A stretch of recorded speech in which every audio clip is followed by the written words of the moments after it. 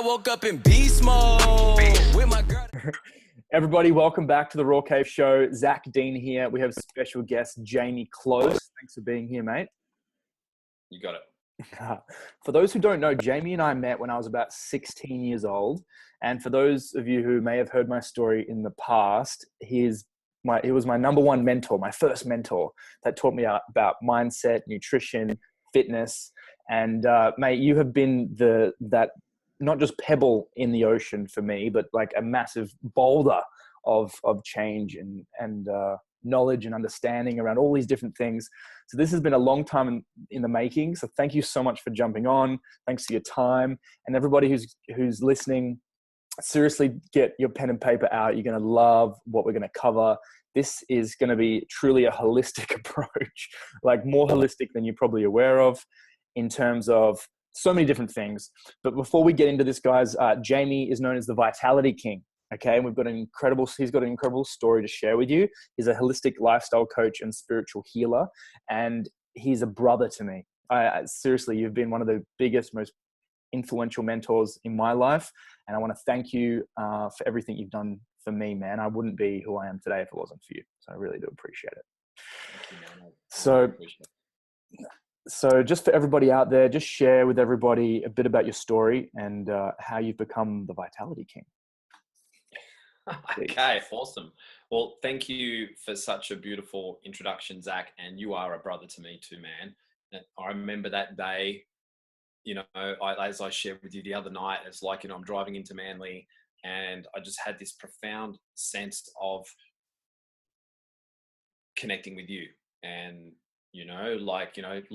life situations change, and I used to train you with someone, and that sort of situation changed, and then I just felt this internal. It wasn't like, I have to catch up with Zach. It was this internal pull, this intuitive pull. As I was driving up the street where you lived, I'm like, I just feel this something was telling me, my higher self, whatever source was telling me to stay in contact with you, and. Initially I saw you as a little brother, you know what I mean? Because I never had a brother and I always wanted a brother, and I always saw you as a little brother then. And for me, like, I had no idea this was going to come up, but I always felt like supporting you and not directing you down a particular path, but just to nurture where you were at, to honor our friendship and whatever that meant. Whatever role I was meant to play in your life and whatever role you're meant to play in my life, I wasn't so much labeling it as something. It was just more like I felt this intuitive pull to connect with you and just to see where it went, and the whole time in my awareness, I was like, I'm not going to, because I watched so many, not that I thought I was your parent, but I see so many parents pushing their children down a path, and that's not the path where the child wants to go. And I see that in a lot of parents that I conscious coach. And so when we met, I was just like, I'm just going to honor how I feel. I love you and I think you're awesome. And back then it was the same thing. And it was just nurture, and whatever you were interested in, I would support that and then give you some tips based on my experience. And then it was, you go off and do your thing. And that's what, for everyone, that's really how it started, the bromance between Zach and I, so that's how we met. And yeah, something that came up in conversation this morning too, it's like, it might be challenging for people to draw a line dots moving forward, because you don't know what's going to happen in future moments of now, because there is no future, there's only now.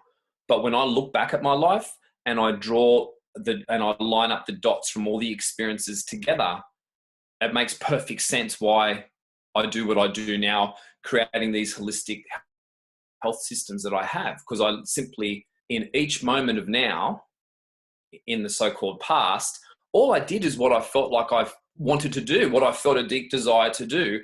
I did that thing. I had no idea of being the Vitality King and creating holistic approaches and flying all around the world. I never knew about any of that, pardon me, but I just honored in the moment what can I swear a little bit? I wanted to say that. I wanted this to be super raw and real and just uncensored. So I don't really swear a lot, because a lot of the time swearing is a really low vibration linguistically, but it's like, I only did what fucking excited me. what I felt excited about, and I'm really feeling my body temperature go up now as I'm like tapping into this energy, because I started off as an engineer at Qantas, a mechanical engineer. And that's what I did straight out of school, which I look back at now and realize it was like, wow, to look at a cross section of a gas turbine engine is very complicated. But our role was to look at what's the damage. So if we think in holistic terms, what's the symptom? So what's the damage in the engine? And then trace back what it was that caused it. So you've got like hundreds of passengers flying in the air. You've got to make sure you fix the cause of the symptom. Otherwise, people are going to die. Well, if we go and sidebar to health, it's the same thing. If we don't address the core cause, what's the root cause of the symptom you're experiencing? Yeah, you're basically shortening your lifespan, to put it in a nice term. So I realized the engineering was a crucial factor in my life on how to follow systems, follow systems and books and navigate my way and find out what the core cause was. But that wasn't my calling, and I felt like a slave. I was shut down, hated my environment, wasn't happy, went through drug addiction, so we backtrack all the bullying I went through at school. I'd never resolved that. And in the boys club with hotted up cars and gas turbine engines and smoking bongs, which led to snorting lines of speed and cocaine and then drug dealing. And it all went out of control until one day I looked in the mirror. Like, I'd go out on a Friday night from work. I drive my black SS Tirana hatchback, that V8 black looking evil beast of a car, which I loved. And I'd drive that into the city, and I would drive prostitutes and strippers around to their jobs. And I'd be like their kind of like pimp, you could say, to use a word. I would be their minder, and I would set up their show and collect their money and make sure nothing happened to them. So I did that for months and months and months and months and months, and wouldn't eat from Friday to Monday mid-morning. But I would take copious amounts of drugs and alcohol and tobacco and everything you could possibly snort, swallow, smoke, or drink. And over months and months and months and months and months, I went from being a semi-professional footballer, a goalkeeper, to looking like a smacked out druggie. Now, I never injected anything at the time because that freaked me out. But one day I came home and I looked in the mirror. And when I looked in the mirror, it's like I scanned my body. And as I was looking, and I didn't know what I was really doing other than looking myself in the mirror. But when I look back at it now, I looked down my body and I was really black in here. I'm gaunt and I didn't have any muscle, and I was scanning my body. And then as I came all the way back up my body, and I was just in complete awe at how deteriorated I'd become, when I looked straight into my eyes, it was like I woke up. It's like I looked straight into my third eye, my soul. The third eye, the pineal gland, is the seat of the soul. It's like I connected finally for the first time with the essence of who I am. And I just freaked out at how deteriorated I'd become. Cold turkey off everything for a year and a half, because I had mates that used to inject that overdosed and died. I had mates that had died on motorbikes, and I rode a motorbike at the time, and they died. So all of that sort of built up in my energy. And then when I looked in the mirror that day, that was enough. That was like the key. And that was really what I call the mirror turning experience, where I fully saw myself for what I'd become, and I freaked out and didn't want to die. And so that led me back to the gym, back to eating clean and training. And that any experience in itself was one of the biggest moments of my life that then put me, or changed my trajectory into this arena where I'm at now. That was a big moment. And to give you the shortened version, because, like a lot of my events, as you know, Zach, go for 3, 5, and 6 days, so I can talk forever. But just to illustrate to everyone, from that point on, it was like I didn't want to die. I was sick and tired of always falling asleep. I was sick and tired of always being in the doctor's surgery. I was always in the waiting room. I had my favorite chair. I could guarantee I was there a couple of times a month with symptoms of flu, even pneumonia as well, because I was smoking a lot, 2 packets of Winfield Red a day. So I was constantly suppressing my emotions by smoking, because I had so much rage and anger within me from all the bullying and getting trodden on and shut down from a little boy up until like a teenager. So I had to break that cycle. And so I was so sick and tired of feeling sick and tired and just feeling unhappy. And so that mirror experience for me was just like, that was the turning point. And with the clean eating and the exercise, which as you and I know is not enough to cleanse your temple, but it's part of the foundation. And from that point, a year later, going back to the gym and training hard, I'd set a bit of a foundation. And that's when I drew in the experience of meeting my healer, Elaine, who's now ascended, and she's, all around us now.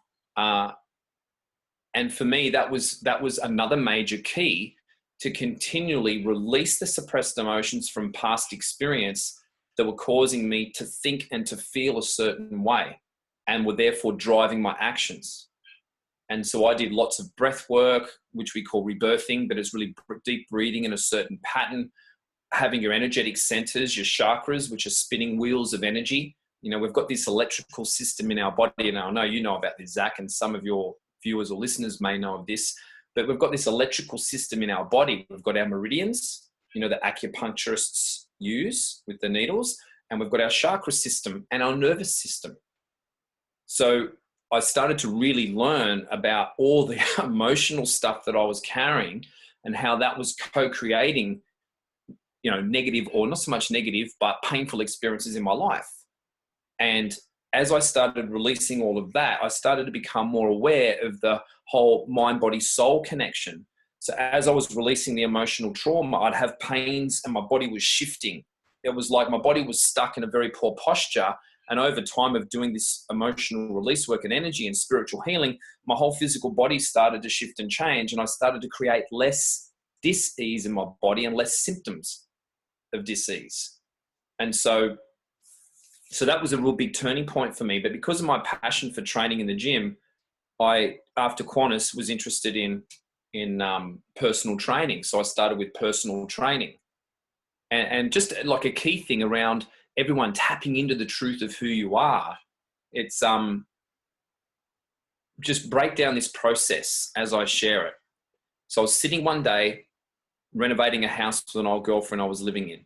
Her parents had split up and gave us the credit card and said, pay for whatever what you want, just renovate the house so we can sell it. So that happened for a couple of months, but I became bored of that. And then I started contemplating and tapping into a higher source, which is really what I was doing. I'm just going, what am I going to do for the rest of my life? What excites me, And I remember where I was looking up and to the left. So you and I both know, and some of your viewers may know, that you're accessing an image in the past. If you're looking to the left, it represents the past, the future, right now. Up is visual. And I remember I was sitting there and I was like, not having a cigarette, but I was just like contemplating. And I remember seeing this image of training in the gym at the local police boys club. And I was like, then I gave that more energy. And then it was like, I saw me helping a mate on a leg extension machine, which by the way is not a good exercise to do, but anyway. So I saw that. And then this light bulb came in from this direction. I was like, I'll be a personal trainer. And that's how I professionally started down this path of holistic health. And then that was the thing. See, when you access a higher aspect of yourself, being source energy, God, your higher self, it's all one and the same, just different levels of the vibration of that consciousness. When you tap into that, you get given all the answers. Because your conscious mind, like your physical mind that witnesses this reality, doesn't come up with any answer. It's your higher self that comes up with the answer. It's like if you're talking, I'm sure most of us have experienced that. You're trying to think of someone's name. It's like, what's her name? What's her name? Like you're trying to think of it. So where's your energy? Here. It's like, fuck, what's that name? What's her name? And you block it because your energy's in your head and you're not accessing the abundance of all that is. And so what happens? You walk away. You forget about it. So you walk, you move your energy field in your body, you walk away, and what happens? Boom! Mary! Oh my God, it's Mary! Yeah. It drops in because you've moved your energy field and you've allowed it to come in. So it's a way to manifest and to tap into your higher self to work out what's your next step, what excites you, what really, rings your bell. So for me, I was tapping into higher self, but didn't know I was doing it at the time. Bang! And then I researched, got my level 1. It's different now. I've got my fitness leadership, and then I got my mastering personal training. And then this is the thing. When you're grounded and you're in flow and you're more aligned with your higher self and God, from a non-religious text. When you're connected to that, your higher self draws in experiences. So, you know, Zach, you've experienced this, that synchronistic flow when things and people, just opportunities fall out of the sky. Yeah. And so I went out that night to celebrate, pardon me, with some friends, and we went up to the local club.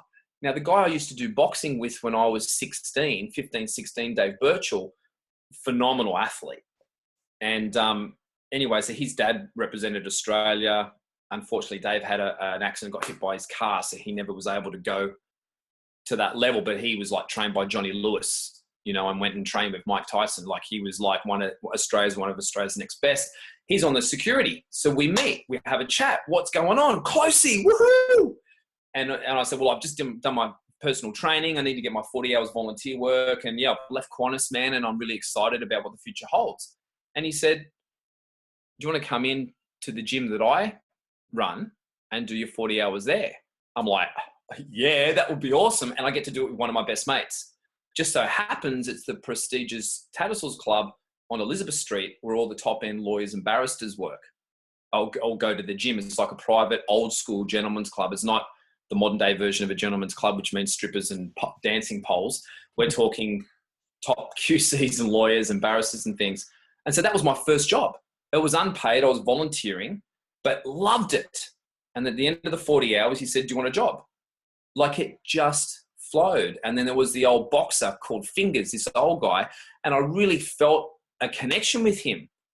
So once again, trusting my highest excitement, leading me down this synchronistic path.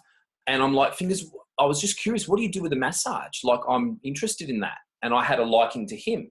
So he would ask whoever the member was on the table, is okay if Jamie comes in to, you know, watch what I do in the massage. And so I'd be on one calf muscle doing, I think, petrissage, and Fingers is on the other one. And so then I went and studied massage, and I was seeing my healer. So I was just trusting, and I didn't know I was doing this at the time, but I was just trusting my highest excitement. And what I felt a resonance or a liking to, a pull to, I would then go and do that.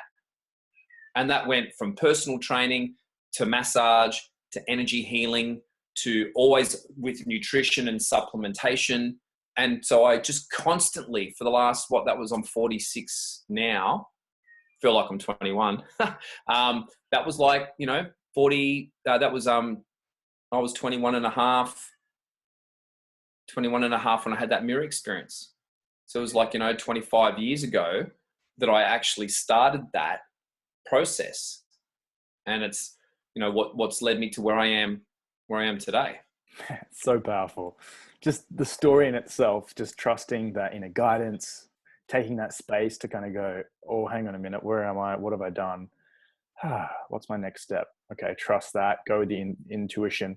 For somebody, say, for example, in that state where you were really unhealthy, maybe going through some addiction and struggle and suppressed and all that crazy stuff that you're going through, what advice would you have for someone in that position today from what you know now?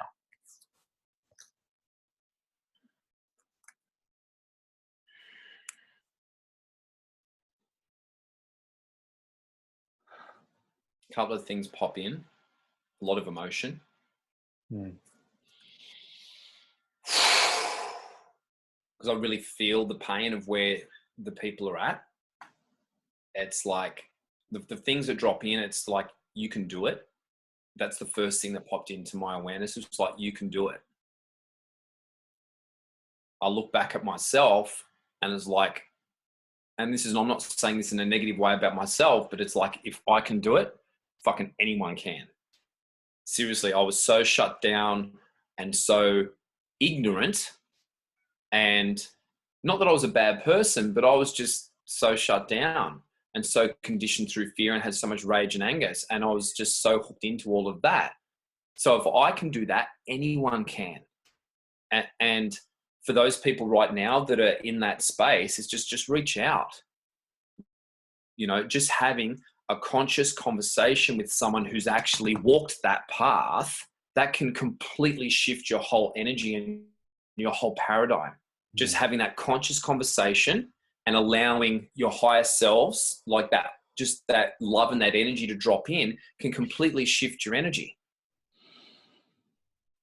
You know, and this is why I've created the holistic approach I have today, because I can take someone from that space, if they're feeling drug addicted and shut down and angry or whatever it is, whatever they're feeling, I've been there. And I'm only saying that in a way is because I can relate to what they're feeling. It's not like they're going to a therapist, and there's amazing therapists out there, don't get me wrong, but it's like a lot of therapists haven't dealt with their trauma. And because because they haven't dealt with their trauma, they lack the energetic and emotional range with their energetic fields to be able to help the person. That's why people can stay in therapy for years and years and years, because the therapist is still carrying on to all of their junk in the basement, I call it, their suppressed emotions, because the way that people are taught to be a psychologist or psychiatrist, they don't go and do the emotional release work and all the other holistic things that I teach. That's just because of that industry. Mm. So for those people that are in pain, it's like I was there and now I'm not. And it's not that I want everyone to be more like me. It's wherever you're at now, it's just the next step. And then it's the next step.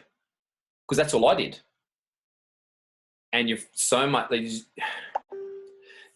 better off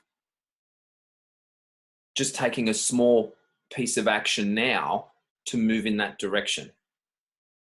Because seriously, like, it's like knowing or looking at what I've achieved now in my life compared to back then, it's like, fuck, oh, there's no way I would have believed anyone if they'd have told me what was going to happen in my life that's happened since I stopped doing all of that. There's no way I would have believed them. So the thing is, it's the magic that you're able to create in your life is so profound, but when you're in that painful state, you just don't see it. Well, most probably you don't see it. I'd say good 99.999% would not see it, because you've got all this emotional state going on. You've got the thoughts and the suppressed emotions driving that. And so to even consider having an amazing, abundant life full of adventure, traveling around the world, teaching and sharing with people what you love most and getting paid very well for it, may not even be a vibration, let alone a thought pattern that they can possibly entertain. So it's, you know, we talk about life being a journey. And, you know, like the journey is really, it's a journey back to love. Because the essence of who we are is pure love. Mm. But we're so layered with and conditioned with fear and suppressed emotions from past experiences. And this is why a lot of people have a posture that's like this, because they're just conditioned over the years to shut down and push away instead of being open to all that is and allowing that flow of life to come into their lives. So let's talk about that for a minute. The stuff in the past, the stuff in the past, talk about that. What is it that's causing these, the suppression or these emotions? Why does this happen for people? Okay. Good question. So can I just get out my crystal ball? Now, you know, I just want to frame that. So I trust what flows through me, and I'll say whatever comes out my mouth. I'm not going to edit what comes out. The reason, and I know because I've seen this over the years in my workshops and retreats, the reason why the humor comes through, because it breaks your state. And as soon as it breaks your state and you laugh, what do, Zach? You breathe, you release chemicals, and it opens up your energetic field. Mm-hmm. And then you're ready for the deeper information to penetrate and go into your being. So, you know, why do we attract those experiences? Is it just, give me the question one more time. So just to help people understand that, okay, say that most people are addicted to something, whether it's an emotion or food or, you know, a drug or something outside of us or work or sex or whatever it is, our addiction. And if you're saying a lot of it's from like suppressed emotions and not dealing with it from the past, just can you touch upon like, what is it in the past that like, where does that come from? Is it mom, dad stuff? Is it I don't know, past lifestyle? I don't know. Like, where does that come from?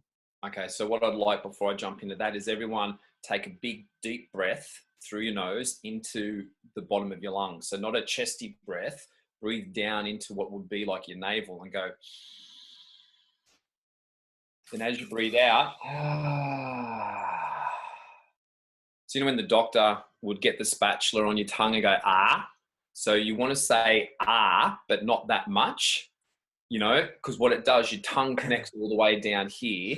When you take that deep breath in, you're pulling more oxygen. When you go ah, it opens you up internally, some more energy flows. So the breath would be ah. One more. So you kind of say ah on the way out.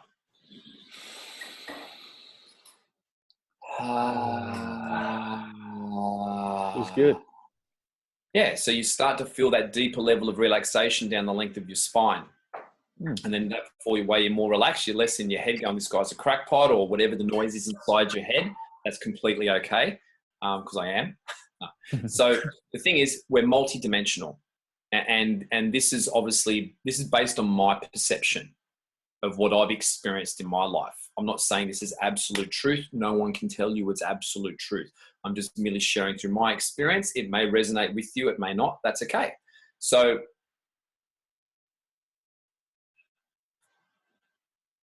what's actually being communicated through our physical body is past life trauma.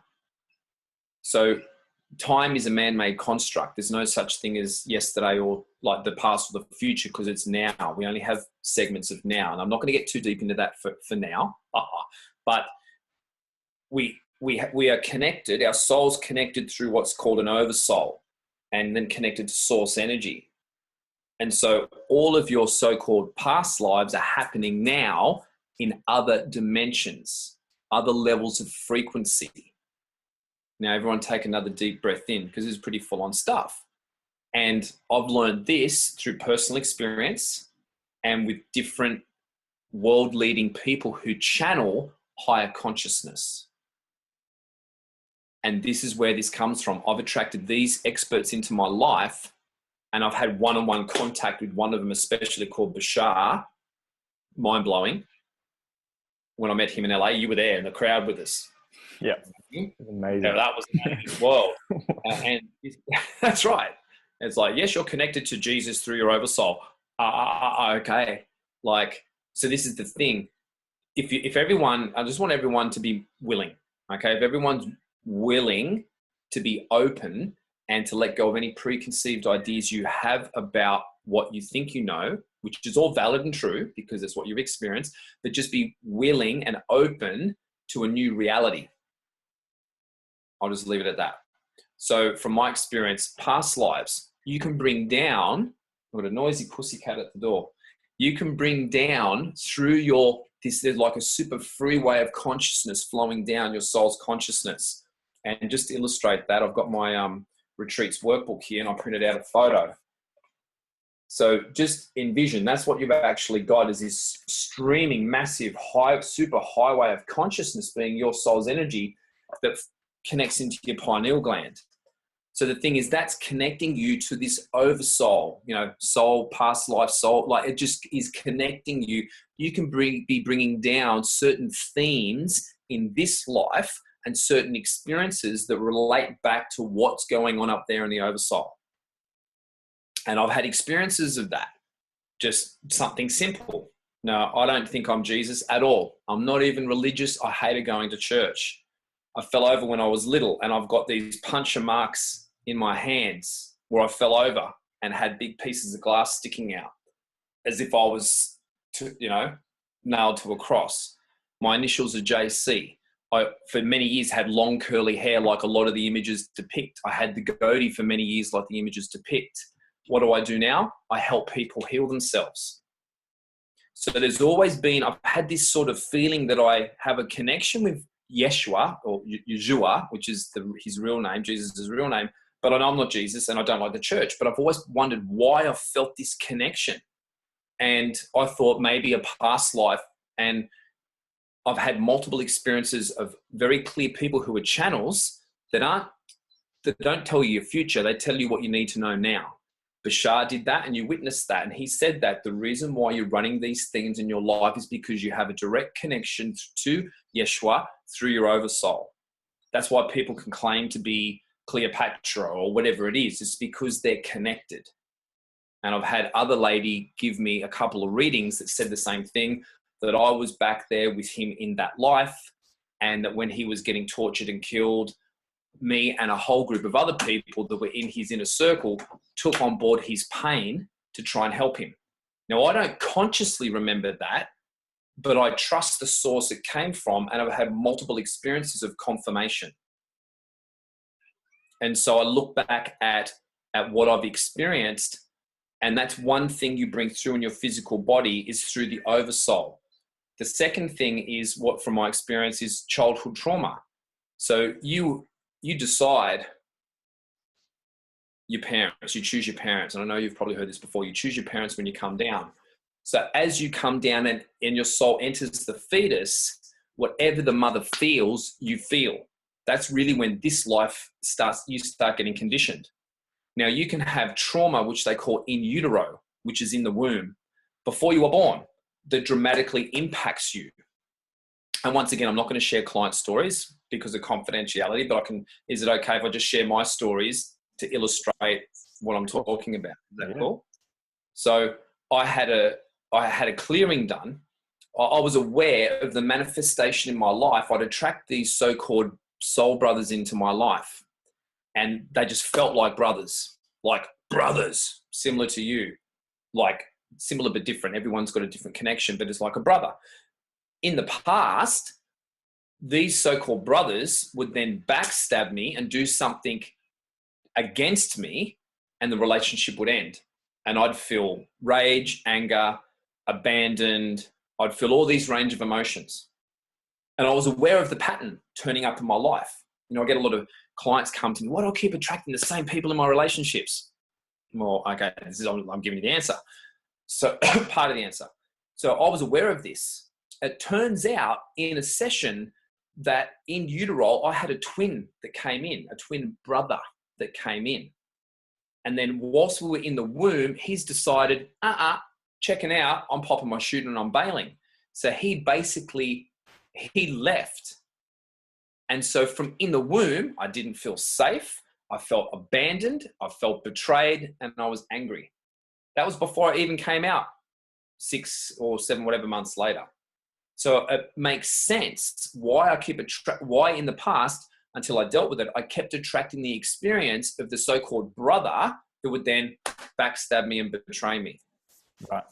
And then when I did the session and had the conscious realization of where it came from, dissolved and collapsed it. And now I have a couple of relationships with guys that have that soul brother connection, like yourself, that's a healthy connection, that there's no sabotage, there's nothing else around that. So you've got oversoul past life, you've got this life from when you're in the mother's womb, and then up until predominantly 7 years of age. Now I won't get too technical about that, but predominantly up until 7, and it can be closer towards 14 to 21, but predominantly up until 7, your psychological character structures are formed. Now, I know you know a fair bit about this too, Zach. So your childhood, when you have experiences of other people, everyone's got like a black cloud above their head. I call it the black cloud. It's either black or getting lighter shades towards white.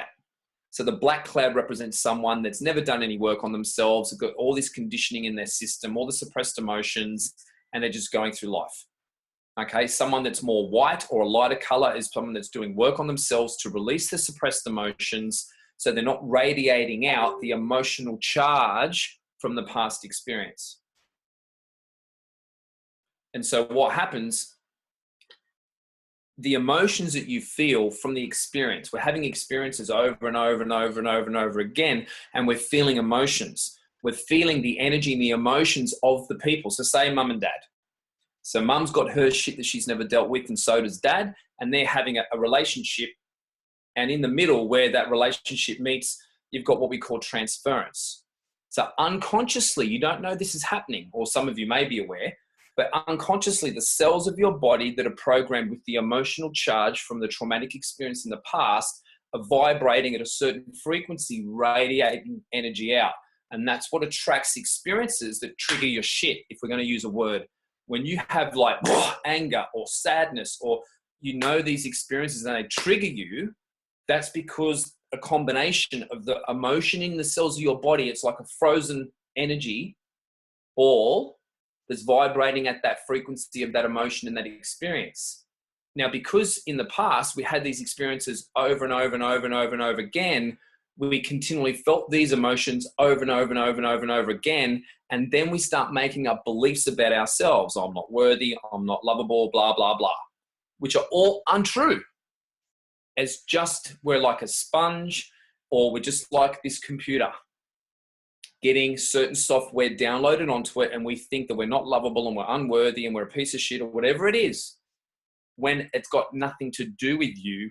It's just the environment you're in and what you're experiencing from your mum and dad and possible siblings. So we hold on to that stuff. And it comes out, like it can come out. It can come out through like the healing sessions. No, I don't give people a healing. People heal themselves. But let's just call it a healing session for now. I'm helping someone to connect to that trauma in their body through their breath.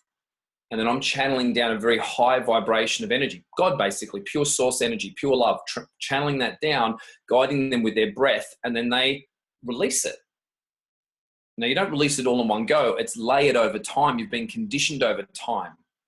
So it's not like you swallow a magic pill and it's all gone. That's not how it works, because you wouldn't get the progressive realization of who you are, what you've been holding on to, and the lessons in that for you. So just to reiterate, oversoul, past life, and this life, the conditioning. All of that energy through your body temple is radiating out into the infinite field of potentiality, co-creating your reality. Then you've got your beliefs. If you're constantly thinking a negative thought, that thought is still a wave pattern of vibration. So people, which I've just from experience, personal experience, I've seen, they do a lot of personal development, but have never dealt with their trauma, end up very confused and often very disheartened, because they have this peak of expansion. They do the course, they feel amazing, but they haven't dealt with the suppressed emotions. So they wonder why they keep getting drawn back to this emotional state and never have the breakthrough they're looking for, never achieve the finance, never attract the partner, because their suppressed emotions are vibrating at a lower frequency and their positive thoughts are going out. So they may change their life to a large degree, but wonder why they never feel fulfilled when they get the boat or they get the money or they get the car. So this is why the holistic approach is so key, to take in what I call the 5 elements: physical health, energetic health, mental health, emotional health, and spiritual health. And it must, if you can imagine the pyramid, because we love pyramids, okay, the Egyptian pyramid. And if you can imagine at the base, you've got your physical cornerstone or element, physical, energetic, mental, emotional. Now that forms such a solid foundation. And from that, you can ascend and evolve and raise your awareness and consciousness. But I see so many people, they'll train hard and eat clean, which is good, but it can stress out your body a whole lot more. And if you've got a lot of cortisol and you're holding on to a lot of impurities, which everyone is, because you're breathing the same polluted air, your physical body's still toxic. But you may feel better because you've got more energy, you've lost some body fat, and you feel great. But energetically and emotionally, you're still holding on to suppressed emotions, which affect your energy and affect your self-talk, which is going to affect your body chemistry. See, this is like the missing link that people, because we're not taught this, we're just not. So the missing link is it's all one and the same. But the thing is, the sacred body temple is the key to unlocking it all, so you always start with dental health, gut health, nutrition and cleansing. You've got to have the vibration, the vitality of the body increase. Because what I experienced when I started doing, I was relatively healthy, but I'd never done any cleansing because of all the drugs and the pharmaceuticals and the antibiotics and all the shit that I'd taken in the past. I was still toxic, as you can imagine. So when I started doing all the energy healing to release the suppressed emotions, man, I was in bed for a week. I had symptoms of pneumonia again, or really bad flu, and coughing up chunks for a week. because my body was still toxic. And so this is what I realized when I started supplementing with whole foods and herbs and things. I found my body got better results in the gym for one. I felt better. But then when I was doing the deeper energy healing and emotional release work, I wasn't in bed coughing chunks for a week. Called being proactive at cleaning out my temple and replenishing it so my vitality was higher, which actually increased my energy. I emotionally felt better about myself because I wasn't deprived of nutrients and I was having better thought patterns. So that's why whatever anyone wants to achieve, it's always, let's come back to the temple first, because that's the secret. And this is where people miss it. I'll leave that there. There's a lot of detox systems that don't work, but that's another conversation. But basically, the sacred body temple is the key. And then when you do the energetic healing or the spiritual healing, you're releasing the suppressed emotions from the cells of your body and your DNA. So all of those experiences that you were conditioned in the past where you felt not worthy or you felt anger, you felt sadness, you felt fear and terror, whatever it is, they start to get released, which is great because then that creates more ease and flow in the body, less dis-ease. So you have less symptoms of disease in the physical body. When you release the suppressed emotions, bang, energy field, you open. And mentally, you're just feeling more connected to all that is and you're feeling happier. You know, like my new water bottle, you're feeling happiness, more happiness. So this is why it's all connected. So past life, conditioning from childhood, and obviously the belief systems and the suppressed emotions are all part of that. Past life and conditions. Third thing is family patterns. So not so much past life, but family hereditary patterns. So basically, you know, when we're little kids, we model our parents. You know, most communication is not verbal linguistics, it's energy based. So if your dad's always angry, your mother's always in fear, that's what you see as a model of what a relationship is. And little kids are like sponges. We model our parents and their behavior. What's their behavior driven from? Suppressed emotions and their own limiting beliefs and their own past life stuff they've brought down in their own family conditioning. So this is how things are passed down from generation to generation to generation to generation, is based on all of that. And so you can have things affecting you that goes back 18 generations on your mother's side. Like, this is why I say to people, we're just not this organic meat suit, you know, or mine's a plant-powered meat suit. That kind of doesn't go well. Anyway, you know what I mean? Yeah. But this is the thing, there's so much going on in our physical body that taints our lens of perception of reality. Yeah. So your lens and perception of reality is conditioned and tainted with different layers of shit from all the things I've just said. So it's a matter of doing what I said, implementing the 5 elements into your life. Some physical stuff, some energetic, some mental stuff, some emotional stuff, and connecting to all that is, some spiritual stuff to clean the lens out. So then what we're viewing is of a higher vibration. And that in itself changes your reality. Yeah. As soon as you're clearing out that lens and you're releasing what you're holding on to unconsciously, your body's your subconscious mind. This is the thing that, you know, the mind's like an activity, but the thing is your subconscious or unconscious people talk to, it's your physical body because your body's holding on to all the stuff. Mm. So it's all about really the physical body, but including these other elements. And then that way your lens of perception becomes clearer, and you start to see the world for what it truly is. And the experiences that you co-create and attract into your life completely change. As soon as someone does, like, say that clients come for a healing session, man, their vibration is higher because they've let go of stuff. So instantly what they attract changes. Quite often they pick up their phone and go, oh my God, I can't believe that person finally got back to me. Because your body's that receiver and transmitter of frequency. It's all frequency and energy.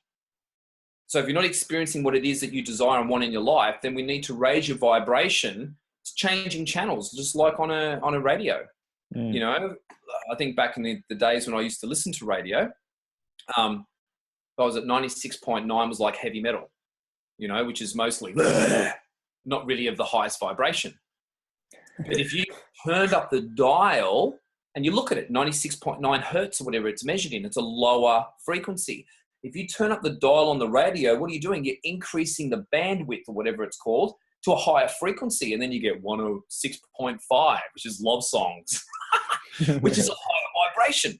So it's the same thing with the body. We need to turn up the frequency that flows through us. Stored emotions from past trauma are like pockets of frozen energy suppressed in our body, which reduces the level of your consciousness, that can flow into your sacred body temple.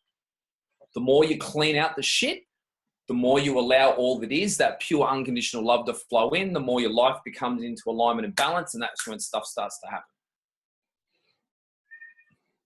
That's a mouthful. I am totally on the same page, and I just want to reiterate for everybody that, you know, Jamie doesn't think he's Jesus at all. Okay, this is totally a point where he's a normal dude, and he's just gone through experiences that have helped him feel like he's connected. And I'm sure there's people out there that I feel connected to a greater something as well. You know, it's not. And just because you don't, and that's why Jamie was saying, breathe, you know, be open, just to see this for what it is for a second. If you're watching this going, oh, this is some crazy mumbo jumbo, it could sound like mumbo jumbo if you haven't researched this stuff as well. Like, he's not the only person talking about this stuff. For me, I love the whole holistic model, Jamie, everything's so connected, and, you know, raising our vibration through better eating, cleansing, essential oils, better nutrition through better emotional release. You know, I've been through having a stepdad for 7 years who taught emotional release to people, and going through different trainings and retreats and workshops and whatever. It's been, the last 12 months has been one of the most accelerated results in every area of my life because of this type of work that you're talking about, and releasing these suppressed emotions of anger, shame, guilt, sadness, all these heavy things that as a kid we're told, no, don't be angry. No, you got to do it this way. You can't have this, can't have that. Like, I was given food every time I was unhappy, and that was suppressing these emotions. And we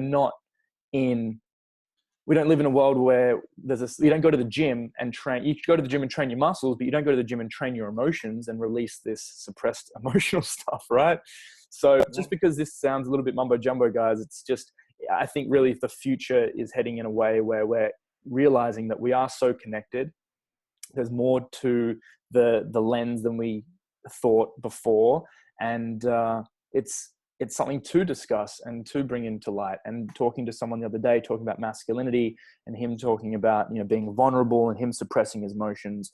Every person I interview and talk to intimately, there's emotions that are there that they're not dealing with. And I think it's such a healthy discussion to kind of bring that to the surface. And that's where your work is so great, where you can do it in a healthy environment, and you're giving people the whole plethora of everything else that's needed as well. So, you know, fitness, nutrition is one thing, emotional thing is one thing, spirituality, like, it's got to all come together. And there's no one pill for every single ill, right? So I'm pretty passionate about this subject. I'm really glad you brought up all those different topics. And what I want to ask you now is... Can I just quickly interject for a second? Yep. So this is one thing where it's like, the answer is in a pyramid. Now, I know a lot of people freak out. Pyramid, is it a pyramid system? Yes, it is. Making a joke, but like, it's that pyramid. It's because the pyramid's a very strong structure. When you take that 5 elemental approach, man, the change in life's amazing. And once again, this is not about me. It's not like, oh, Jamie, you're so good. I've been doing this for a long time. People thought I was fucking weird 20 years ago when I started talking about this stuff. Well, we were like in the dark ages then, you know, and we're not. And more people are opening up to this truth. This is a higher vibrational truth. But if someone's lens is still conditioned, then they're projecting their emotional stuff and their limiting beliefs onto the situation. And this is like in life. In life, you're presented with an opportunity that can take you closer to where you want to go. But a lot of the time, your shit comes up, you project onto it, shut it down and say no. So I'll just put it out there for people, see how this feels in your body temple. if you've had noise, mental noise coming up and different things, write them down. Because anything that's not from light and love, and I'm not saying that to be woo-woo, but we're all pure love. And I really hope for and wish for all of you that you will finally arrive at the place in your life when you get that on a deep neurological and cellular level, that you'll love. So if anything negative comes up, just know it's bullshit. It's not truth. If anything negative comes up, it's untrue. Now, yes, we have intuition, which is like your bullshit meter. But the thing is, your intuition's clouded when you're holding on to all this stuff. And no one escapes it. Everyone's holding on to stuff unconsciously because it's just how we're designed. It's, you know, the miracle of life, the human condition. So yeah, the more you clear your lens, the more you'll resonate with this information. But like when I say trust me, I've been walking this path for a long time, over 2.5 decades. And so you may get it right now. You may get a glimpse of it. You may need to actually watch this multiple times. And I would suggest you do that with a notepad and pen and be aware of what sort of light bulbs drop in and write them down. Because any sort of, yeah, that's your higher self giving you a drop of consciousness of an energy and information. So you want to write that down. So maybe on the left-hand page, write all the negative shit that comes up. And then on the right-hand page, write the ahas that come in. Because if we're holding on to the negative shit, you're reducing the ahas coming in. If you're holding on to the suppressed emotions and the negative thoughts and the judgments or whatever it is, you're blocking the love and the adventure and the excitement coming in. So it's all about dumping and letting go of the stuff that's not from a high vibration and bringing and allowing more of the good, juicy stuff to come in. And for me, one of the biggest representations of someone who's so in touch with their emotions and has that presence are people who are successful or great actors. You look at great actors who are powerful on screen, or musicians or singers or dancers. They are so like in touch with their body and like that emotional range and dance within themselves. They're lighter. You literally look at I've met people who have, you know, celebrities or whatever, and I'm like, wow, what is it about this person? It's their energy, right? They just feel lighter. And maybe doing a lot of acting classes in the past, the deep, awesome acting, the best acting classes I went to were all about emotional release processes and in getting in touch with your shadow and getting in touch with that fucking evil part of yourself. And they said to be great at the arts, to be great at the arts, you have to be in touch with the devil or you know, the evil side of yourself, because the yin and the yang, the good and the bad, the light and the dark, they're all so important. And most people are living in a world where they think, oh, life is amazing, it's going to be incredible every day, and you know, this abundance is going to come to me all the time. No, like life's fucking tough and it's shit, and there's murders and killings, and like we have to appreciate both sides. Anyway, I'm going on a rant here, but Keep going. Love it. and I think what I want to bring up now is, how does someone start in their everyday environment to start, okay, Jamie, I'm a little bit open to this. Tell me a couple of strategies on every day. How can I start releasing this stuff within my body? Yes, I don't agree that there's, you know, maybe they don't agree with you 100%, but maybe they want to try a couple of different strategies. What would be a couple of things, maybe morning routine, evening routine? Yes, eating well. What are a few things they can do starting today or tomorrow that can help them start to get more in touch with that relationship with themselves and the love that you're talking about? Awesome. So the first thing that popped into my awareness is routines, rituals and routines. And that's something that I tailor for everyone I work with because it's the key. The second thing before I jump into that, I just want to mention, it's like, if people don't agree with what I say, I'm not attached to that because everyone's got a lens.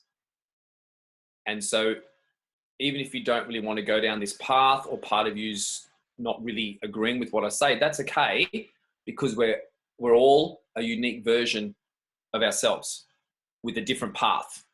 But I know if you implement a little bit, well, hopefully all, but if you implement some of what I say, it'll help you so much for where you are, that it'll create a clearer, you know, pathway for yourself moving forward. Because we've all got different pathways. You know, maybe there is a couple of you on the call that want to be and do like what I do. That's awesome. Maybe there's not. because we're all going in different directions, but really the journey is always back to love. The pathway is always different, but the journey is always back to love. It just depends on what you feel guided, what direction you feel guided to move into. So the best thing I would say, and this came up on a call this morning with a guy who is putting me in front of a big group of people down here in Melbourne. And it doesn't matter what color your skin is, what religion you are, where you've been born. And I've been traveling the world the last 4 years a lot, and I see the same patterns in everyone. Most people are toxic, holding on to physical impurities from all sorts of things in the air and the water and the food, and holding on to emotional impurities, emotional toxicity, which we've gone into. That in itself causes a lot of dis-ease and disharmony in your body. So and from that causes more inflammation and causes someone to be less grounded energetically. And when you're less grounded energetically, it causes more inflammation. So inflammation equals pain, bloating, holding on to body fat, headaches, all sorts of things. And people are not hydrated enough. And a lot of people are drinking tap water, which is just downright poison. So most people are dehydrated, ungrounded, and full of inflammation. And what that equates to when someone's ungrounded means that their energy, remember, is a super freeway of consciousness. Your soul's consciousness flows down in through your crown chakra into your pineal gland, the seat of the soul. So the ancient Eye of Horus, the ancient Egyptians knew this. It's actually a cross-section area of the middle part of the brain where the pineal gland is. The pineal gland is very important. That's why you do not want to be drinking tap water, because that hardens the pineal gland, which sort of dumbs you down, basically. And people think that this is all there is, and they find it hard to really open up. So you've got to stop drinking tap water. But the thing is, we need to hydrate, because most of your body is water. And when people are dehydrated, where's their energy? Down. It's not so much the aspirin or the headache pill, it's probably the large glass of water or two that you drink that gets rid of the headache. So we need to be hydrated, but grounded and out of our head. So there's a saying, I don't know who said it to me, I might start claiming it myself, but it was, listen to your heart or your head will destroy you. Because remember, the suppressed emotions that everyone's got to a degree are in your body. They drive the negative self-talk. The limiting beliefs is the suppressed emotions and the limiting beliefs. So when you're ungrounded, that means your energy is not really flowing out of your feet and your base of your spine into the earth. There's no channel. It's coming in and it's staying upwardly displaced because people are on phones, emails, busy. So energy's up, causing a lot of noise, which increases the disconnect to all that is, to your higher self. So we need to hydrate with clean. Spring water is the best. Natural spring water, I drink it straight from the mountains, or you need to buy an amazing filter because you can't just drink tap water. So hydrated and grounded. So everyone's a battery. So, you know, if you don't know what a car battery looks like, just Google it. You've got a black terminal or blue and a red terminal. The red terminal is the power terminal that goes to the starter motor of the vehicle. And then the black or the blue one is called what? Do you know what it's called, Zach? Okay. Okay, it's called the earth. Funny about it, isn't it? AC/DC. Yeah. So the earth. Yeah. And if it's not connected, there's no flow, car won't start. A car battery has cells in it, which are full of what? Water. So the battery holds a charge, which we do, and flows the electricity so the car functions properly. But if the earth's not connected, there's no flow. And if the battery's got no water in it, you burn out cells, which is what happens in the body when you're hydrated. You're burning out cells and you're ungrounded, which causes inflammation and disease. So get hydrated and have a morning and evening routine that hydrates your body and gets you grounded, getting you out of your head, getting you so present in the now, like Eckhart Tolle talks about. You cannot be in the now if you're in your fucking head and you're ungrounded. because you constantly got negative self-talk and worry about the past, thinking about the future, and it's noisy up here. Yeah. If you want that,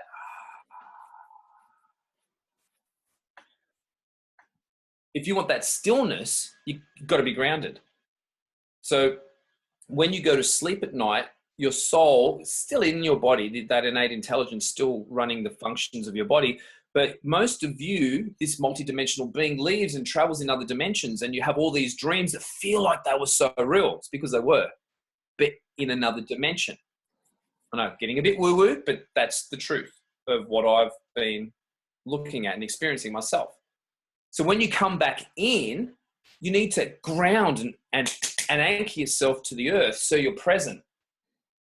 So morning routine's critical to hydrate, lower cortisol levels, the stress levels, the stress hormone, get grounded.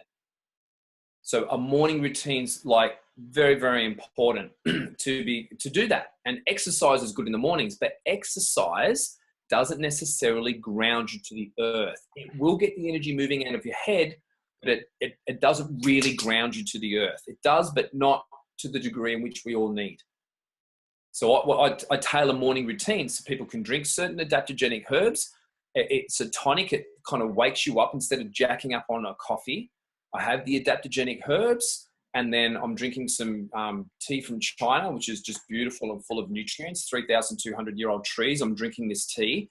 So I do adaptogens, I drink my tea. So I'm hydrating and I'm listening to something positive straight away, just putting amazing linguistics affirmations into me. So I'm automatically focusing on something that's for my highest good. And then I jump on my foam roller, I massage out my body, I open up my structure, I do the 5 rites for rejuvenation, and then I've got a bit of a core stability functional routine I do at home with no equipment, and that just really activates everything, and then depending on the morning, I might do weight training, I'll do my martial arts in a Tai Chi format. So I'm still getting exercise, I'm still sweating, I'm breathing, but it's like a moving meditation. So ideal to get your feet on the ground out in nature? 100%. Feet on the ground barefoot on the ground is important. If you can get barefoot on dirt and grass, that's even better. Cool. And it's great sort of during winter when you've got that frost, because that's water. So that sort of increases the connectivity as well when you walk on the grass. Perfect. So yeah, so morning routine's important. And then from that, I'll get into saying some affirmations, but with some juice. Like I now command my subconscious mind. And I say it because it just activates my being. It amplifies. You got your physical body and other vibrational energetic bodies. So remember the 5 elements: physical, energetic, mental, emotional, spirit, and you got energetic bodies, your aura. We've all heard the word aura. So when you get grounded, it brings your energy down, but expands your energetic field. So you have more of a presence in the now. Yeah. So I know you've felt this yourself, Zach, when you go into a room or you've seen someone, and I'm sure you guys and girls watching now, you see someone walk in a room and they have a presence about them. They have an energy about them. It's like, wow, because it's energy. Wow, they're expansive. So the more grounded you get, the more you expand your field, the more people are attracted to you, the more opportunities are attracted to you, because you're like this magnet that's just manifesting. Yeah, morning routine's everything. And then I have an evening routine as well to sort of wind down, to connect, to meditate, to breathe, to give thanks, be grateful, and then envision what's going to happen moving forward. And all this is backed up by science now. There's literally machines with whatever it is, I don't know the exact machines, but there's studies on how this works. Our heart has certain waves that shoot out feet, meters out of us, our brain waves, and that's where you can be around someone who's high energy and you feel good. You can be around someone who's negative and you're just like, what's going on? We feel this stuff. And I find the cleaner my body is with cleansing and being hydrated and dealing with my own emotional stuff, the more present I am. I'm becoming more sensitive or more aware of my environment and the energy that I'm around. And there's certain people that I just don't, their energy, it doesn't feel good. So I separate myself from them. And there's certain people that I vibe with more, and that's where your vibe attracts your tribe, right? What I'm going to get Jamie to do now is share. Bro, can you share? I'm loving this interview, by the way. I had no idea it was going to go in this direction. And And I know people are going to be like, what the hell? But also like, wow, like so interesting. And it all makes sense. It all makes sense. And for me, yeah, stuff that makes sense is cool. Anyway, connecting these calls, I don't know, getting back into flow is tricky sometimes. Anyway, so if you could quickly share a little bit about how how belief it is, then it is. yeah. Well, we Got can up my just vibration. right now. Gotta go outside and do some grounding. Okay, so yeah, can you share with everybody how they can get in contact with you? And then we're going to end with a couple of questions. So everybody, yeah, wait up. We've got some really cool questions to share, but just in the meantime, if you can share a bit about how people can get in touch. Yeah, certainly. Okay, so the easiest way for me to communicate with everyone is on social media. Yeah, I'm just consistently deleting email lists and things I get added to. So the best way for fast and effective communication is Facebook Messenger. And they've sort of changed the way you can do things now on Messenger. So you don't have to be added as a friend, because I'm maxed out at 5,000 and it just takes too much time to go in and delete people and re-add them to be able to speak. But what Messenger's done now, which some of you may have noticed, you can message someone on Messenger and then it gives you the opportunity to accept it or not. So if you go to either The Vitality King, my fan page, you can message me there. That's probably the best way to go about it. Awesome. And I'll have that show up on the bottom here. So easy. Cool. And you have a couple of retreats coming up in October and August, one in Melbourne in October and in Sydney in August. So yeah. So yeah, maybe share a little bit about that. Yeah. All right, cool. So what I currently run, what I've been running online is this. It's Grand Solutions is my not-for-profit foundation, and it was called Design Your Perfect Body, Live in Retreat. So that was back in June, just recently. So yes, I can help people get six packs, but it's not about that. It's around what we've been speaking about, really, about the 5 elements, emotional release work, connecting to all that is, healing yourself, self-healing. So the next retreat I have in Sydney is for the clients who came to this one. It's their second retreat, to do some group rebirthing, some group healing, deeper grounding, more manifestational work, more incanting, more creating new empowering beliefs and neural pathways, which is what we didn't really talk about before, but that's okay. So it's creating new empowering beliefs. It's what we've just spoken about. It's in a 2-day intense live-in style retreat.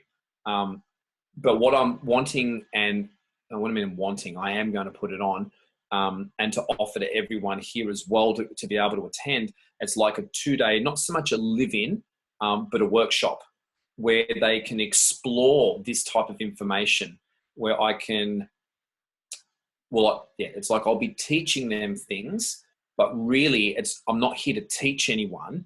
I'm here to share information to help you to remember more of what you've forgotten. So it's not like I'm here teaching you as the teacher and I'm the teacher and you're the students. It's no, I've just walked a particular path for over 2 decades and I'm sharing with you some more truth. And this is why when people will sit there and I go, yeah, because you're remembering. So I would love to put on, I'm going to confirm the dates this afternoon and the venue, but I'll put a 2-day workshop on so you can really sit and immerse yourself in this information and this energy and actually get a transformation out of it.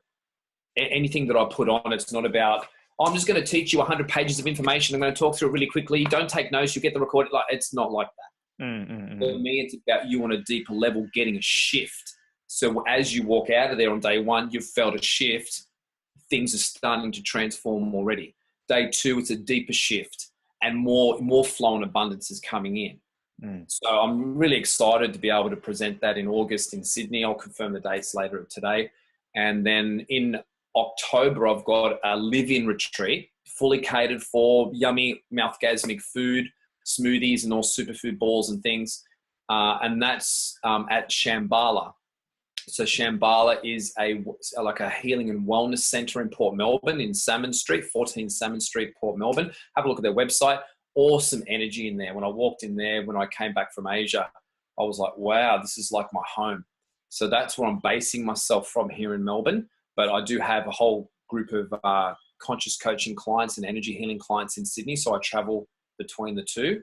So yeah, so I've got a live-in retreat in October here in Melbourne, and then another one in January.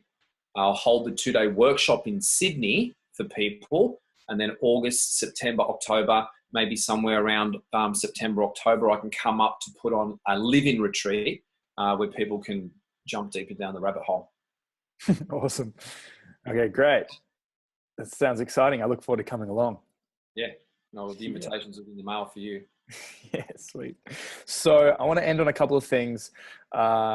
One is, I know that you've been learning a little bit about metal toxicity in the body, and could you share a little bit about that, as well as the oil pulling and the dental health? Because I think most people forget about dental hygiene. Like, it's something that I don't think about too much. I'm like, yeah, just brush your teeth and, chew more. And I don't know, like, are there any tips on that, or what? Can we explore a little bit around dental hygiene and also heavy metal toxicity? Yeah, absolutely. Love to. Great question. So once again, how I've learnt what I've learnt has been a progressive realization. Is that Napoleon Hill or Earl Nightingale? A progressive realization of where the ideal. Where the ideal, yeah. Progressive realization. And so I remember a girl that I started dating quite a few years ago. Her dad was Dr. Robert Gamel.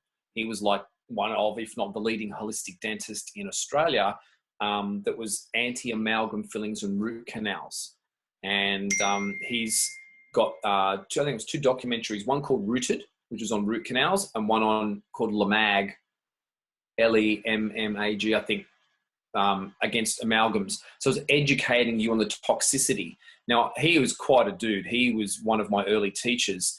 And he said to me, Jamie, yes, gut health is important, like very, very important. Nutritional cleansing, very, very important. And once again, he shared similar beliefs around, juice detox ain't going to pull out the stuff that needs to come out of the cells, but it's still beneficial to do it. So there's different levels of detoxification. And so he said, if you've got amalgam fillings and root canal teeth in your mouth, that's poisoning your gut.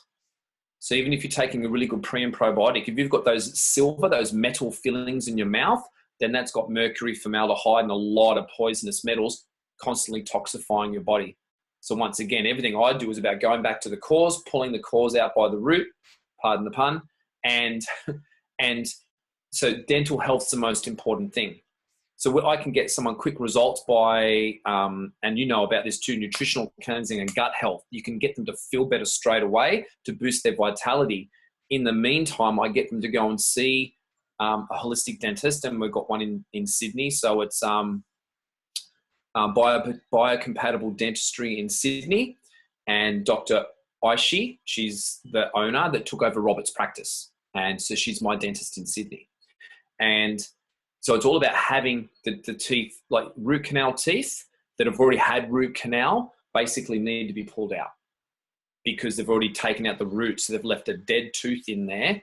And in the old days, I'm not sure if they still do it now, most dentists fill it with metal, formaldehyde and mercury rods and things. So you can't leave a dead tooth in your mouth because it's connected via meridian to different parts of your body. And I know people that have had some pretty nasty, I'm not going to mention any names, but some pretty nasty and leading killers of people, diseases have been created because a dead tooth's been left in their mouth. So root canals have to come out. I've got clients that have sent me messages saying they were doing the nutritional cleansing, they were doing the gut health, they were doing everything else, and they were in the process of getting the teeth done. And they said when they had their root canals pulled out, boof, their whole life changed. Far out. So root canals are important to come out. Amalgam fillings, there's a special way. So this is what accelerated my heavy metal poisoning. The dentist I saw was before I actually met Robert, but I saw a documentary on amalgam and I was like, oh, wow, I've got to get them all taken out. I had 14. So combined with all the drugs and the alcohol, no wonder I was so sick because I had so much poison in my mouth. And so, but he just drilled them out. So all that metal into my body. And then about within the next 12 to 18 months, I don't doubt you'll be able to see it on here, but see that lump? Yep. Those two lumps?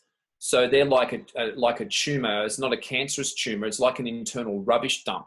Don Tolman talks a lot about this. Yep. And you never get them cut out because more will grow. It's the body's way of internally compartmentalizing the toxicity. And I had to cut out. Within the next 12 months of that, I had another 6 to 8 pop up on my body. So there's ways of getting rid of that. And that's what's contributed to the salt and pepper look with the hair was the heavy metal poisoning. So engineer at Qantas, exposure to heavy metals and toxicity, lots of them. All my amalgam fillings drilled out the wrong way, massive heavy metal poisoning, thus the lumps and the grey hair. So getting your teeth done is very, very important.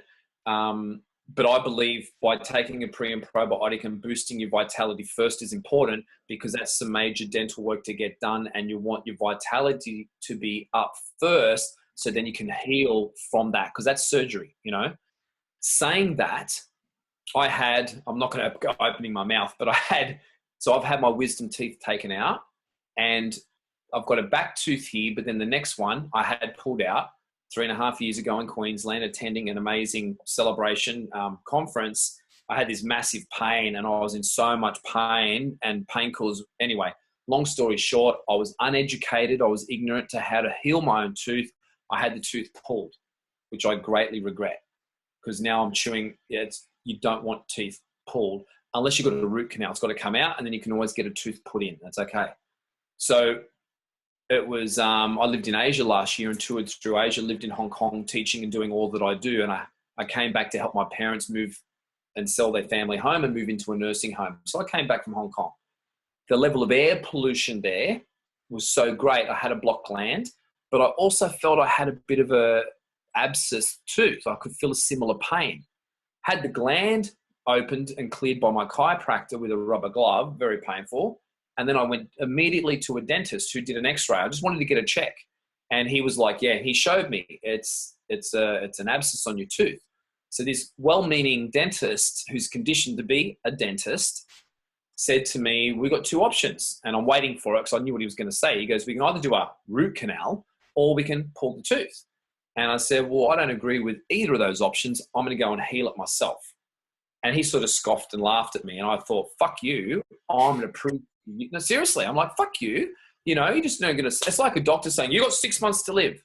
Doctor fucking doesn't know how long you've got to live. It doesn't matter what you've got in your body. Anyway, that's a whole nother interview. Yeah. So I went from that and started doing the research. Now I already know a bit, but I went and started doing the research and I already was coconut oil pulling. So I stepped up and made sure every day I was doing my coconut oil pulling for 22 minutes. And I got some I got cloves because I didn't have any clove oil. And the clove acts like a natural painkiller. So while I was dosed up on painkillers, I was coconut oil pulling. I was putting 4 cloves in here. And then the key also, I was connecting to whatever that presence is, who we're all a part of. I was bringing that down like that picture in here, that super freeway of consciousness. I was seeing my pineal gland light up and light up my brain. I was seeing my nervous system that with all of that light and that love. And then I focused in on seeing from the nervous system, from my brain come down to my teeth. I saw all of my teeth, white, with white light streaming out. And I started to see, not that that's what I intentionally created in my imagination, but then I started seeing a black oozing paste come out between the tooth and the gum. And I was like, well, obviously that's the toxicity coming out. So I kept doing that visualization every day. Painkillers went. Kept up doing the coconut oil pulling. The tooth every morning didn't sit raised. It was sitting flush and there was less pain. 2.5 months in, I started to have what looked like a pimple on my gum right on the root of the tooth. So where the tooth goes in and the root of the tooth where the abscess was like a pimple. And I looked at it and thought, oh, I know that's the toxicity coming out. And I was blown away. And I was like, should I pop it and then keep, releasing it? And I no, I'll leave it. And then a few mornings later, brushing my teeth, it popped. So I got cotton buds in there and massaged the gum and pushed it out until it was bleeding to release the toxicity. And then I would Himalayan rock salt mouthwash. for the minerals and to help with that. So I kept oil pulling and mouth washing and the visualization and the cloves. And what happened, every couple of days, more toxicity had come to that point. So I'd pop it and push it out and mouthwash. And I kept doing that. And that was like last September. And what is it now? It's July and I've still got my tooth and I'm pain free. Wow. So you can, this is the whole idea of design your perfect body and everything that I do. One of the big things is how to heal yourself from disease. We can all heal ourselves. The tooth is just the tip of the iceberg. So, I've sort of lost sight of the original question, but see, dental health is so important. But don't just get your tooth pulled out if the doctor says you've got an abscess tooth. You can heal it. I've just given you the answer. You know what I mean? If you've got a root canal that's in there, well, it needs to come out. But that's okay. You can get teeth put in by a really good dentist. And if you see the guys in Sydney, there's another guy, I can give you details of all this later. There's a guy in Brisbane as well who actually pulled this tooth out, but he's got a holistic dentistry. Yeah. So the answers are there. So dental health's key. Yeah. Yeah. I guess it's just not to take the first answer as gospel. Do your digging, research. Yeah.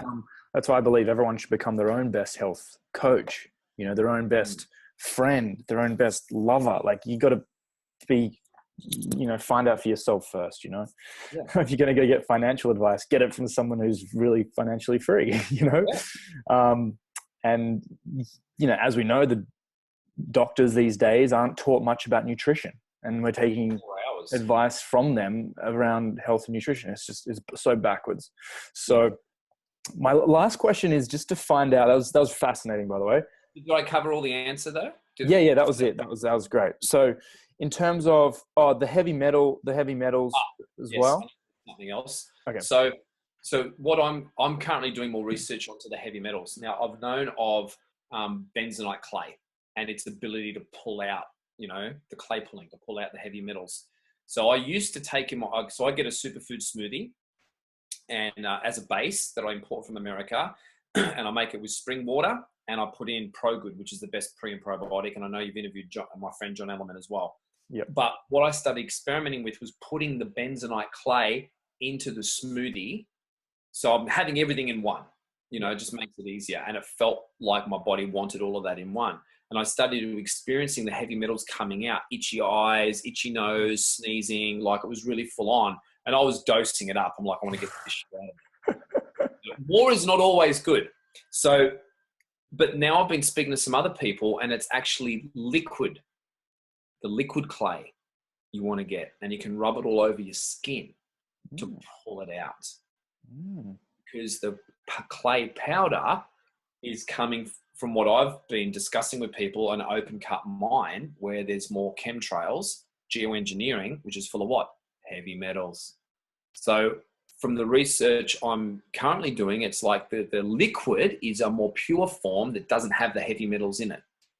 And the liquid you can rub all over your body. I suppose with the clay, you can still do a clay mask. You can still do yourself in clay. But yeah, so I'm looking now.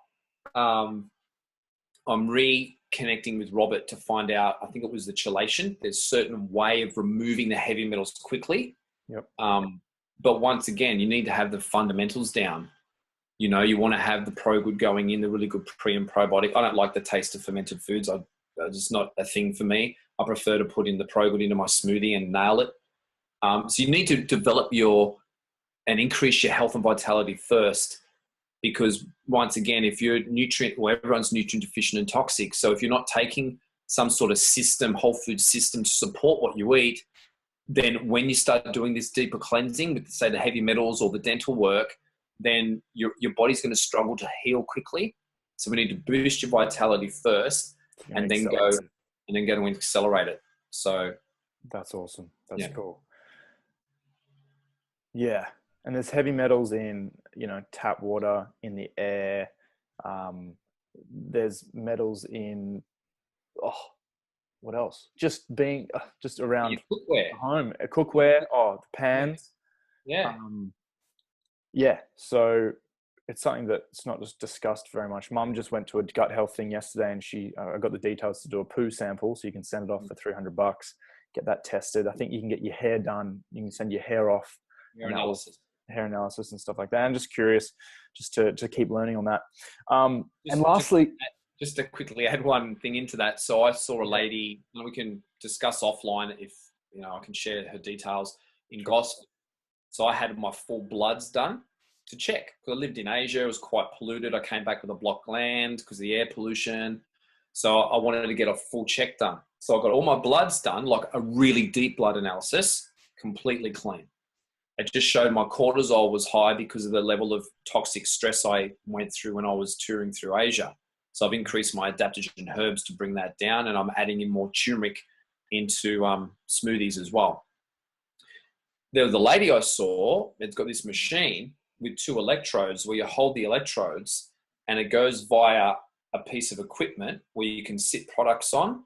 You can even write the name of a product on a piece of paper and put that on there. It's all frequency. It's very advanced technology. It's all frequency.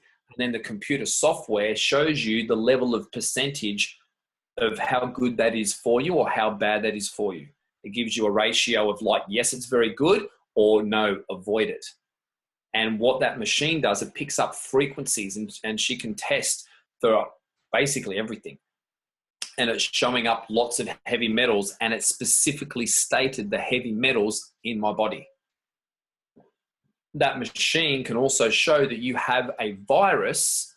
No, sorry, I'll reframe that. It will show you have the frequency of a virus in a particular organ, but it doesn't mean you have the virus. You have a frequency, and then she can prescribe a botanical ingredient to neutralize the frequency. So this is taking it to a whole new level of preventative medicine to find out what frequencies you have in your body, put the natural thing in to neutralize the frequency, bang. So the blood tests are limited on what they can show. So that's why I got the bloods done, knowing they're limited, but knowing I was getting a very in-depth blood analysis done. Then I saw the frequency machine and all the bloods came back clear. But the machine showed there was certain frequencies in my body that the bloods didn't. Okay, now this is going to a whole new level, but this, it's all frequency and energy. Remember what you attract and experience is energy and frequency? Same. There's a way now to test what's actually going on in your body.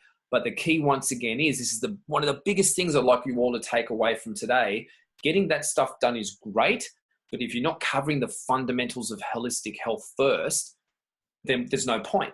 Right. Because simply by improving your gut health, taking some superfood smoothies, drinking some herbs, fine-tuning your eating, taking out the allergens, you know, a lot of your symptoms will go away. So you got to get the fundamentals down first and then do the deeper work. It always comes back. So I watch people fatigued, not having sex, libido's down, stressed out, yelling at the kids, whatever's going on. And it's like, well, they're eating once a day, they're drinking 4 coffees, they're having an energy drink, they don't barely sleep at night. I'm like, well, no wonder your life's fucked and nothing's working out for you. How about we just get this done first? Yeah. And they start feeling better, they're happier, they're losing body fat, they've got this energy, they're sleeping better, they've got more energy. Then you can go down that path. Yeah. Nice. Okay, I'll shut up now. Next question. Yeah, it's people want the quick fix right now, the 30-day, let's fix everything cleanse. And it's just like, hang on a minute. Like, no. What if you could work on yourself for the next 12 months, 2 years, 5 years, and free yourself so that the rest of your life is in more flow and balance. You know, it's not going to take 30 days. It's going to take years. I think it's a great investment, even if it was a 2, 3, 4, 5 year commitment on yourself to just keep purging and letting go. We can get people quick results in 30 days, very quick results in 30 days, but they've got to be willing to take responsibility. I hope that came out the right way. They've got to be other way. responsibility. Yeah. And follow the system.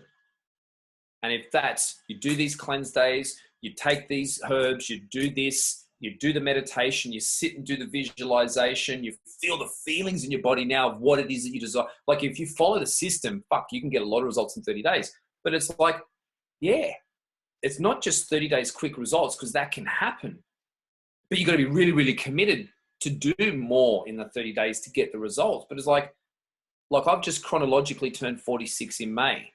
I know I don't look it and I don't feel it. I feel better than I ever have.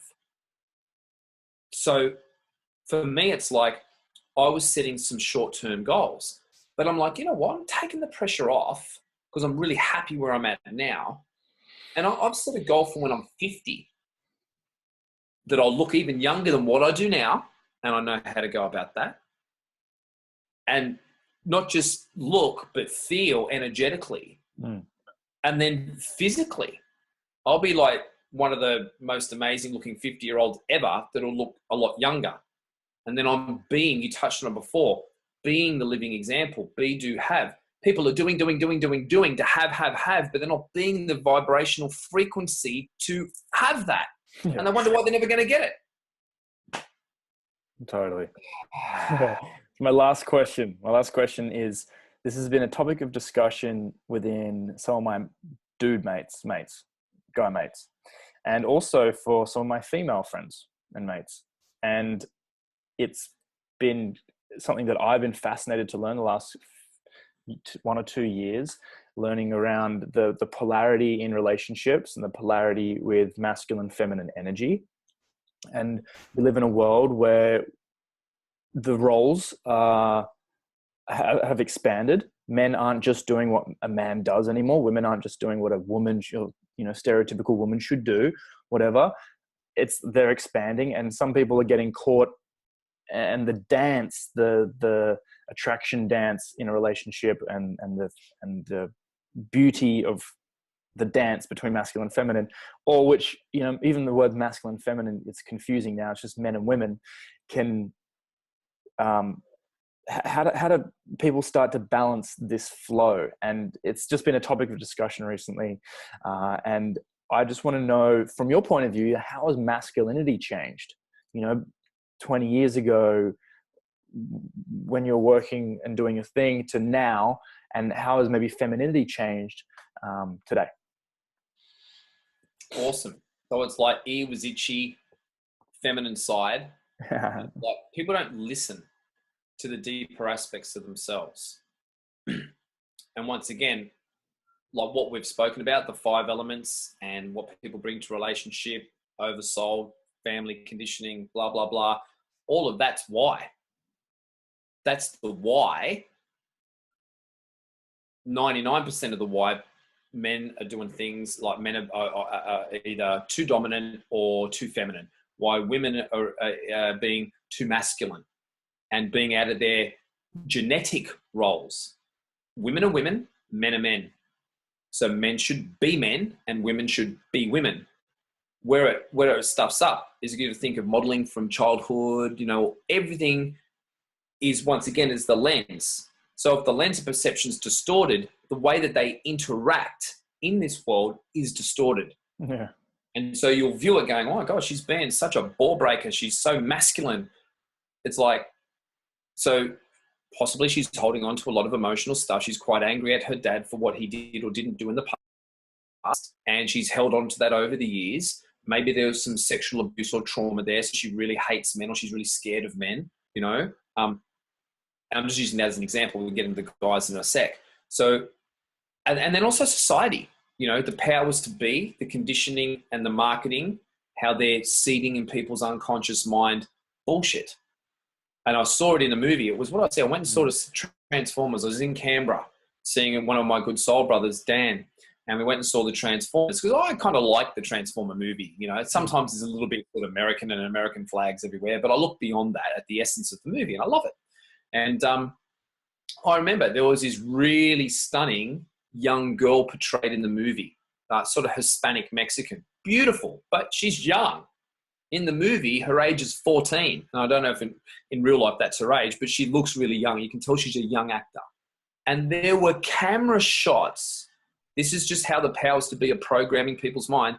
There was one camera shot where I think it was Bumblebee was getting his voice box like put in, and she was like a bit of a mechanic on the Transformers.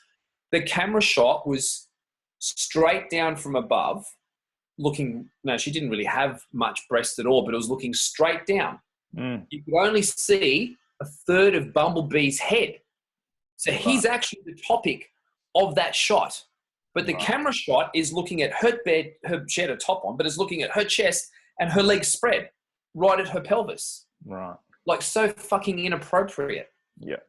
So inappropriate. And I'm sitting there and I felt like I'm really comfortable with my sexuality and I've seen a lot of shit in my life. It's like I'm all good. But I'm sitting there. It's not that I felt uncomfortable with the shot, but I felt uncomfortable because of its inappropriateness. And I just looked at my mate and he's really switched on too. And I went, do you actually get what I get from that? He's like, I know, it's disgusting. He goes, I see it in a lot of the movies. Yeah. So the media, people who make movies, the powers to be that are trying to control and suppress everyone, because there's no conspiracy, there's just certain things happening, you know? And that's programming people on a deep level and they don't know it. Yeah, romance movies and stuff like that, and they don't. Childhood with those Disneyland movies, which are also the knight in shining armor, and they don't realize that there's 50 takes, and they rewrote the script 20 times, 100 times, and they shot it over 4 days.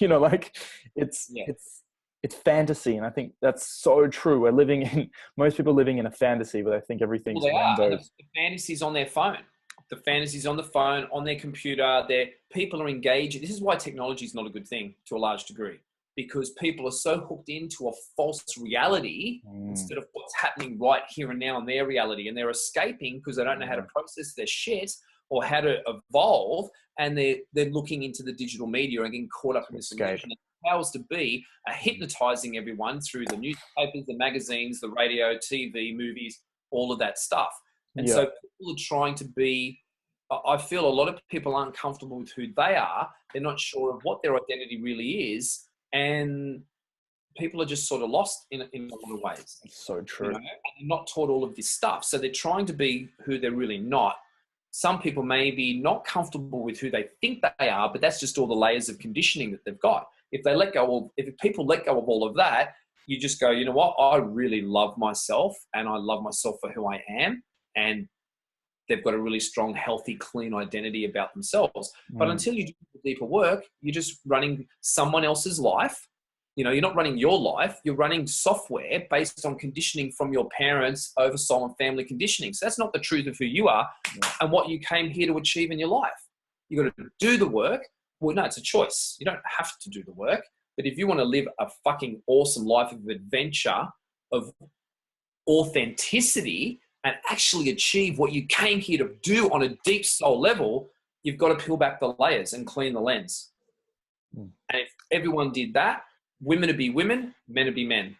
Women, say for instance, because I have a lot of corporate clients too, women in corporate, a lot of them, what I've seen, they're trying to be men and be hard-assed and ball breakers in corporate.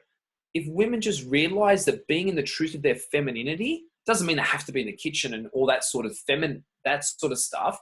If they just honor their true femininity, man, that will crack the hearts open of the corporate world, and they're in their authentic power, not trying to be a man and engage in that egoic bullshit. Because most men, and I see it, I run that men's program, that you came and did Revealer in a God. It's about, men stepping into their authentic power and being able to communicate their emotions and let go of that, because men are shut down. Most men from an early age are not okay to, cry or show emotion. So men bottle it up and wonder why they have this big fat stomach, which is a lot of visceral fat and toxicity, but they're bottled up their emotions. So there's this disconnect in relationships where the majority of women really do want a guy, well, I suppose I can't really say all women, but the majority of women inherently want a guy who is really strong as in his spine and who he is. He's not soft and, he's strong in the sense of who he is, his identity, but he's got an open heart and pelvis, and the two are connected. So it's not just about porn star sex in the bedroom. And for a lot of men, that's what it's about, because they're so shut down on their heart level. The thought of having an intimate lovemaking session with a woman and whispering how he feels about her in her ear, fucking terrifying for a lot of guys. So they don't do it. And so there's a disconnection in the bedroom. The woman's not getting her needs met. The man thinks he's getting his needs met, but he's completely not. And then you've got one another's baggage unconsciously getting transferred onto one another. I wonder why after the honeymoon period that eros wears off, because unconsciously they're projecting shit onto one another. But if they were willing to take responsibility and dealt with their shit, and released it outside of the relationship. I'm not talking about getting hookers and releasing that way. That's not a release. That's just part of an addiction and an unhealthy pattern. Yep. But if they breathed and went to group meditation to release and saw a healer like myself, or did something holistic to release that, have a conscious conversation with someone, you know, and not just a friend who's going to project their stuff onto you, but someone who really knows what they're talking about and is walking the talk. Yeah. Release that. Then when you come together in that relationship, there's fucking magic that happens in the middle, because there's less of the transference and the unconscious attack, and there's more openness and more connection. Yeah. And that's just not a sexual relationship. That's like a corporate friendship or a business partnership. I see business partnerships break down because unconsciously you're attracting experiences. Someone does something or doesn't do something in a business relationship. The other person gets triggered, and then it just all breaks down. Yeah. You know, and it doesn't need to be like that. So, Cool. you know, like I can talk about that subject for a week. That's powerful stuff. That is, I think I know sexual energy is one of the most powerful energies there is. It's so creative or destructive, depending on how you want to focus or direct it, you know? So, Yeah. Brother, Jamie, close. Wow. What an incredible. I've got to add one more thing. Blend of add one more thing. Yeah. So okay. So the most, when you don't speak your heart, when you don't speak your throat chakra, when you don't speak your heart's truth, you don't step into your power, your solar plexus chakra. And what that does, you're suppressing your emotions down here. So it's like a charge. And this is why people have a lot of digestive issues, because they suppress it down. But when you suppress it down, there comes like an energetic split. So my navel's there, my spleen chakra is here, and then my base chakra. And then people are shut down and not in their power. So their sexual energy doesn't spiral up their spine through their heart and out, because they're shut down. So they create a lot of problems here, and a lot of leaky energy goes out sexually. And people look at porn and do a lot of things because their energy is not flowing up through their heart and out into the world. And so this is why when people, you know, start to tap into what they're holding onto on an unconscious level and begin to breathe and release that in however way they feel guided to, with me or someone else, it doesn't really matter, as long as it's that authentic connection and release. Then that way you're opening up the channels of energy. So sexual energy, like, you know, that kundalini, that sexual snake, that's what it's like, a snake. That energy spirals up the spine and then comes out. But it's got to come up through the heart and out.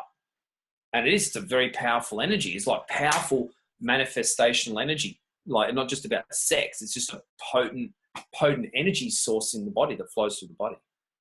It just goes back to being connected and realizing that we're a bunch of systems interwoven together, and it's all connected. So connected. Fascinating stuff, dude. I've covered everything here. Are there any last final words that you want to share with everyone? It's been a gift to connect with you, brother, and to connect with all of you that is watching this. And not just watching, but feeling into this. And I'm sure there's things that's going on, ideas popping in, whatever's going on. And I'd like to think, is that me or you? It's you, I think. Yeah, it's you. Mark Zuckerberg is calling. Mark, forget it. So what I'd like to do is I'd like to continue the journey. So I don't want this just to be an epic interview. I've already shut it down. I don't know why it's still ringing, but anyway, it'll stop. So I don't want this to be the end. I would like this to be the beginning. You know, so if any of you would like more information, go straight to Facebook, The Vitality King, hit me up and send me a message, because I would like to do the dance with you. I just don't want this to be a great interview and that there's no progression. And that's not about you coming and buying my programs. And if you do, that's great. But, you know, just to continue the journey, have a conscious conversation. if there's a tool or a tip that I can give you on a conversation, then I'm open for that. If you're really feeling the pull, contact me. Let's have a conscious conversation and just see where that leads us and how I can serve you. That's it, guys. I'll have all your details pop up on the screen below. Get in touch with Jamie and continue the conversation, because I'm sure there's something out of this that tickled your fancy, and to, you know, just have that time with him on the phone or through one of his workshops and retreats can definitely help you guys out if this is something that interests you, to go down the rabbit hole and to keep expanding, keep evolving, you know, keep being open to this stuff. It's really exciting once you get if it calls for you. Some of this stuff won't make sense to anyone, and that's fine, or it just doesn't feel good. That's all good. Follow the feeling of what feels good and leave behind what doesn't. Thank you so much, Jamie. Thanks for your time. I appreciate it. I love you, bro. Thank you so much. And I'm excited for everybody who's watching this. Please share, subscribe, like, and if you know someone who this interview might resonate with, please share it out as well. So thanks for your time, man. And I'll talk to you soon. Thank you very much, brother.